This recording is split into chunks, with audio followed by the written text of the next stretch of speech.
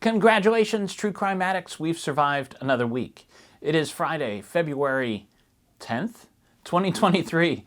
And tonight, I've got some great stories. A woman has vanished under mysterious circumstances in Lancashire. An FBI official has been helping some dirty, dirty Russians, says prosecutors. And I've got the real story behind that romance writer who faked her own death. Stay tuned.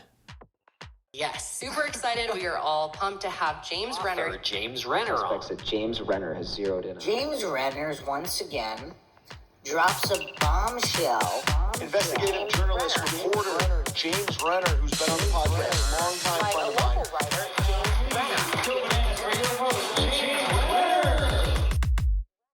All right, this is a jam-packed show. I've got lots of crazy stories for you this week. I've got the top stories, but some really great cold case updates after the break, and some advances in AI that might help law enforcement, but has everybody freaked out already, of course. But here we go. And let me just say thanks for joining me on the show. Thanks for coming along on this adventure. It really helps. We survive. This podcast survives by reviews and subscriptions. So please take a minute and subscribe if you like what you hear. So here we go. Okay, top story. This is a strange missing persons case developing in northwest England in the county of Lancashire. 45-year-old Nicola Bulley was last seen the morning of Friday, January 27th, walking her dog Willow at a park along the River Wyre, according to Wales Online. Nicola, called Nikki by friends, has 2 children and a partner, no reason to leave. Her cell phone was found on a bench overlooking the river, still connected to a work conference call.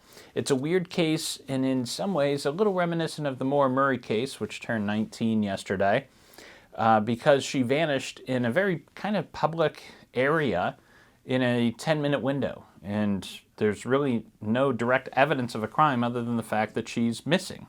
So very odd, a little reminiscent. Here's the timeline as we understand it at the moment. At 8:43 a.m., that's on that Friday, January 27th, at 8:43 a.m., Nikki was spotted walking her dog by the river after dropping off her kids at school. At 9:01, she logged onto this work conference call. She was logging in remotely on her cell phone. She turned off her microphone and video for that call. Apparently, she was just listening in. She was spotted by another witness at 9:10, still with her dog. That work conference call ended at 9:30, about 20 minutes later, but she had not logged off. At 9:35, another dog walker found Willow, that's her dog, abandoned, and then found her cell phone on the bench. And that's really when this mystery begins. The police have said, this is kind of ridiculous, and I'm anxious to hear what my friends in the UK think about this, but the police came out and said they believe she fell into the river and drowned. But photos of the scene show this bench that she was sitting on. It's several steps from the river. The river's not like a raging current or anything. It doesn't really, I'm sure it's deep in the middle, but it doesn't look that deep. People are walking by it all day. And normally when you drown, your body pops up pretty quickly unless it's some sort of rapid situation. The family doesn't believe she drowned and has said that Nikki was a very good swimmer.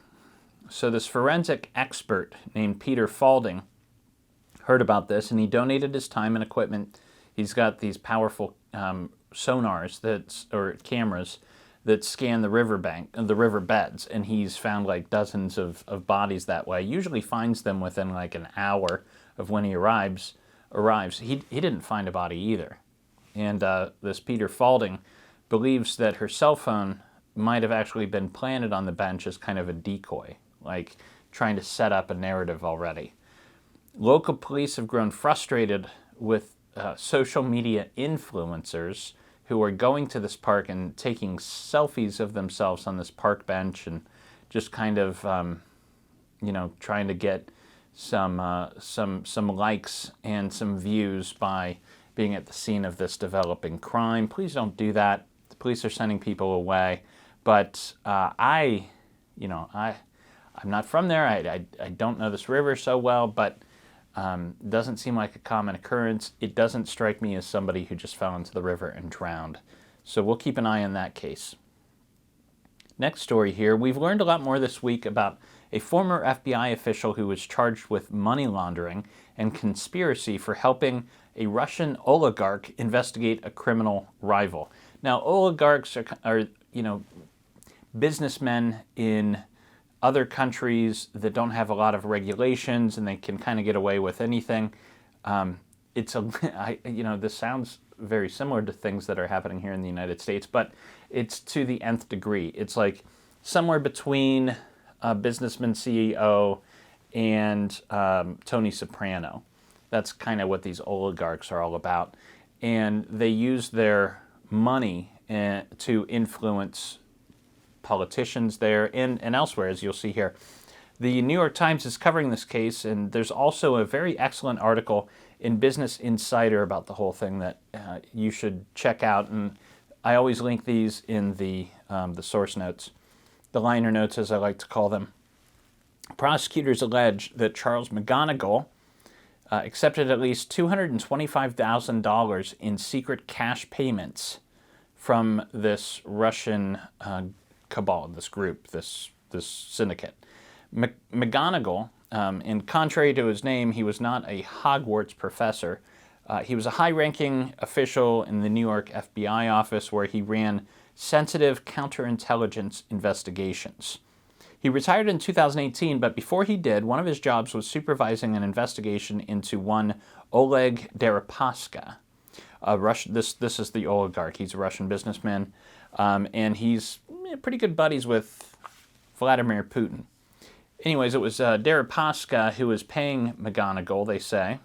It appears he was buying McGonigal's influence to help him try to get out of economic sanctions and also to investigate one of his rival oligarchs back in Russia. But the indictment also reveals some other strange allegations.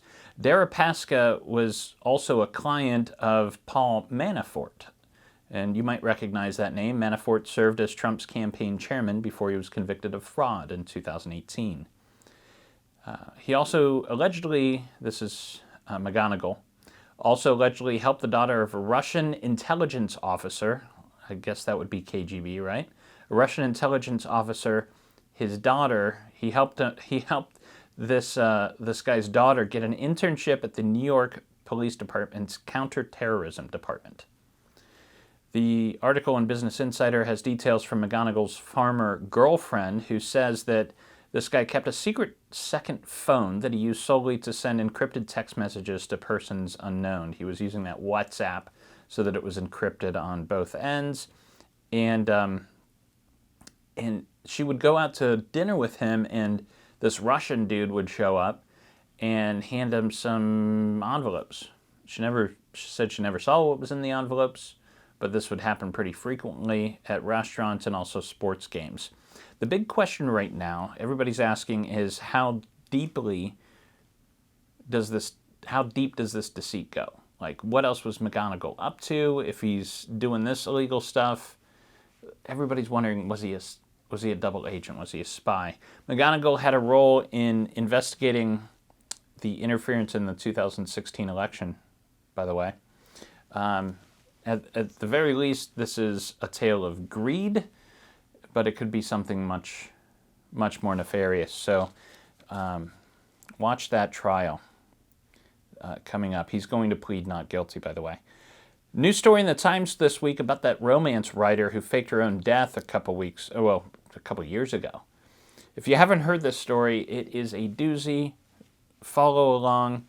I'm talking about Susan Meechan, who was a big presence in the online self-publishing romance communities. And if you don't think that's a big deal, you don't know much about the romance industry. I'm a writer as well. I've got some books out. I've met some of these romance authors, and it is a crazy business. They're writing like 10 books a year, and they're publishing every other month, and they make a decent living at this. But people are just, when you're reading romance, they are voracious readers, and they're just digesting these books left and right, and they can't stop reading. So there's always a demand for romance writers, and she was one of them. She was up and coming. She was publishing a lot online, and she was also helping out other writers create covers for their work, and trying to do right by others. That is up until her reported death in the fall of 2020. A post on her Facebook page implied that she had committed suicide after being the subject of online harassment from other writers. Let me go back and put a line through that. We're supposed to say died by suicide instead of committed suicide. Anyways, so I digress. On January 2nd this year, so everybody thought she was dead for 2 years. On January 2nd, just a couple, last month, she suddenly started posting on Facebook again, saying that she was now in a good place and, quote, let the fun begin. Naturally, everybody kind of freaked out. Some had mourned her as a friend. Now they felt betrayed. Many, right away, alleged that she had done something illegal, and there seems to be some question about that. One former friend of Meechan's. One former friend and colleague reported her to the FBI's cybercrimes division, and local police visited her home just last week to interview her and take a look at her bank accounts, which she gave them access to right away. There was some talk about whether or not she had raised funds or her family had raised funds after her death. You should read this piece in the New York Times. It's a great profile, and the profile shows the bigger picture here, which is this is a woman who was diagnosed with bipolar disorder, and she would enter in these manic states, and she'd write and write and write. She produced 14 novels, and while she was big in this community, she began to be the target of online harassment, just like you'll find in any little group that has a Facebook page. Eventually there's these fights for power in these weird little cliques, and that's what happened to her.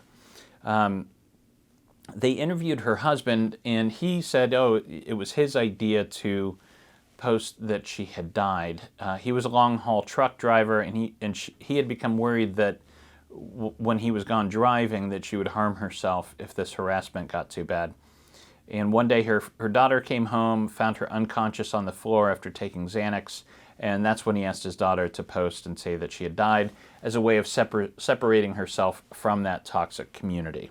So maybe the real crime here isn't somebody faking their own death, which is not technically a crime in the United States. Perhaps the crime is the online harassment that would lead a person to do such a thing. We just have to be kind to each other. I know that sounds a little hippy-dippy, but it's really that simple. So please, just be kind to each other online as much as you can. So kind of a sad end to that story, a little anticlimactic. Hopefully now she can sell her story. That would make for quite a great memoir. So hopefully she bounces back.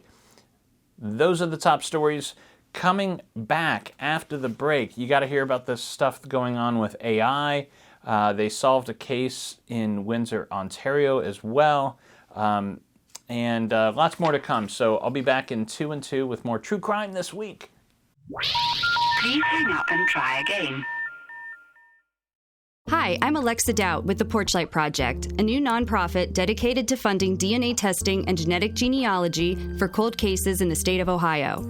For our first case, we assisted the Cuyahoga Falls Police Department funding new DNA tests on evidence from the 1987 unsolved murder of 17-year-old Barbara Blatnick. That information was given to expert genealogists who traced the genetic markers to a man named James Renner, who was arrested in May of 2020 and charged with Barb's murder. Our goal at the Porchlight Project is to entirely fund 3 to 4 cold case investigations every year. Each new case costs about $6,000 to complete, which is a small price to pay for closure. The Porchlight Project relies on generous donations from the public. Even $5 can help us solve a murder. For more information on how to help, please visit porchlightonline.org. And we're back with Space, 1999, starring Prentice Hancock. Police in Windsor, Ontario finally named the killer of Ljubica Topic this week. She's the 6-year-old girl who was playing outside her family's home in Windsor on May 14th, 1971, when a stranger lured her away.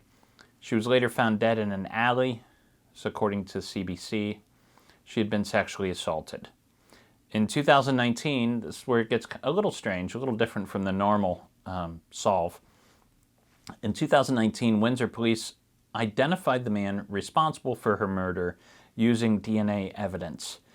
But they said their suspect had died just a couple months prior, and they were not going to release his name. Obviously, this upset a lot of people. And so this week, they overturned that decision and publicly named Frank Arthur Hall as the girl's murderer. Hall was 22 years old when Ljubica was killed and lived 2 kilometers away from her house. He was 70 years old when he died. So what do you think of that decision? In Canada, they take privacy a lot more seriously than we do here in the States.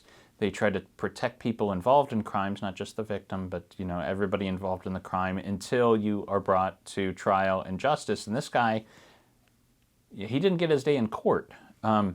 Sounds like a real bastard, right? But it's a weird gray area. So I'm not exactly sure how I feel about this, whether he should have been named or not. Maybe he shouldn't have. Maybe, at least they should have told the family.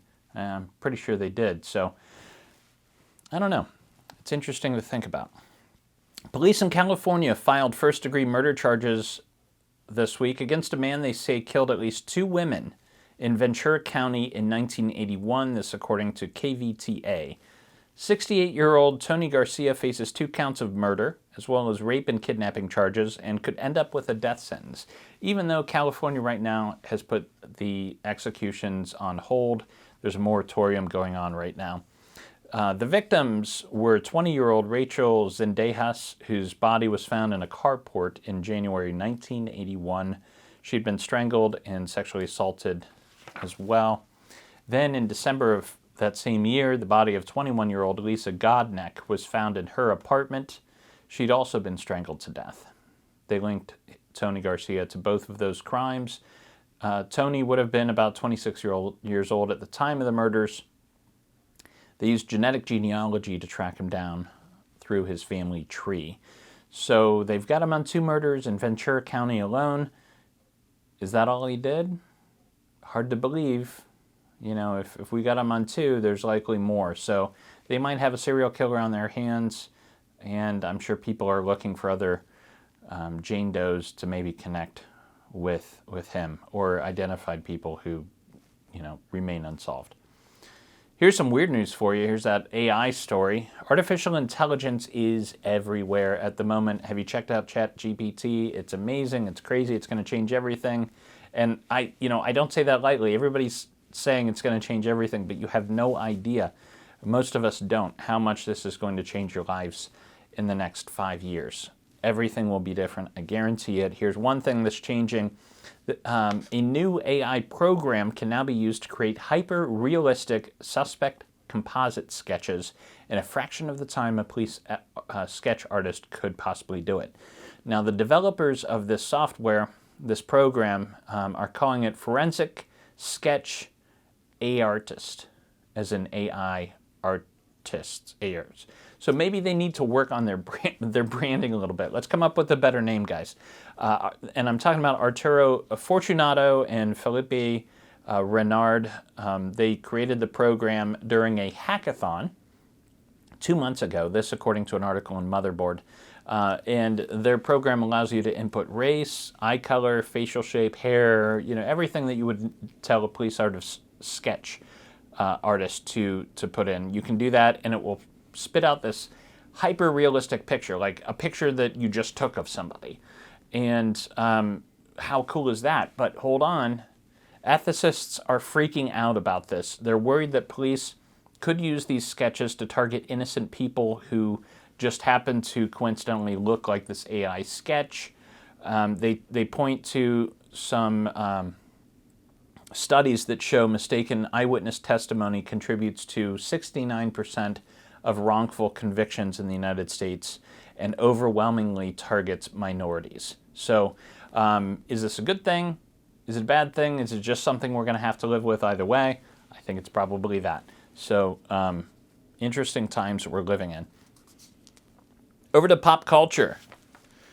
Hulu has a new doc out this week called Stolen Youth. I'm going to have to check this out because this story is one that I covered here on True Crime this week, and it's just weird. It's about this, it's a cult. It's this crazy pants cult that sprung up at Sarah Lawrence College about 10 years ago. It's a 3-part documentary series, and it dives very deep into the whole story. This is that cult, remember, that was started by Larry Ray, this creepy dude who moved into his daughter's dorm or apartment, whatever it was, and began brainwashing her friends. And, of course, sex was involved. Ray was sentenced to 60 years in prison last month. So check that out. Also, on the horizon, coming soon, is a new documentary about Jared from Subway called Catching a Monster. Now, if I could go back in time and say that line about 10 years ago, we'd all be like, what? Jared from Subway? He looks like a nice guy. Now he's got his own documentary coming out. It premieres March 6th on ID, so put that on your calendar. Let's turn to the bookshelf this week. And this week I've got, also, if you happen to be writing true crime books and you want to share it with the program, just shoot me an email, jameswrenner@gmail.com. You can send it to my P.O. Box, which is on my website. This week, I'm reading Drifting into Darkness. Drifting into Darkness. Here's the write-up. On Thanksgiving weekend in 2004, wealthy Charlotte and Brent Springford Jr. were brutally beaten to death. Suspicion quickly fell on the Springfords' gifted but troubled son, Brent Jr., who would be sentenced to life without parole. But a mystery remained. Who was the elusive woman claiming to be a Native American shaman who investigators believe manipulated Brent into murder? Veteran crime reporter Mark Pinsky, who covered the sensational case of serial killer Ted Bundy, broke the cardinal rule of journalism by involving himself in the Springford story. Pinsky's extensive research prompted investigators to invite him to join their dogged pursuit of justice. This first-person involvement makes Drifting into Darkness especially thrilling, placing the reader alongside Pinsky in the hunt for a brutal killer and his accomplices. So check it out. Drifting into Darkness, available online where books are sold. And that's the stories for this week. And it's Friday, which is always reason to celebrate. And in the words of the incomparable Murray Saw, that means we gotta get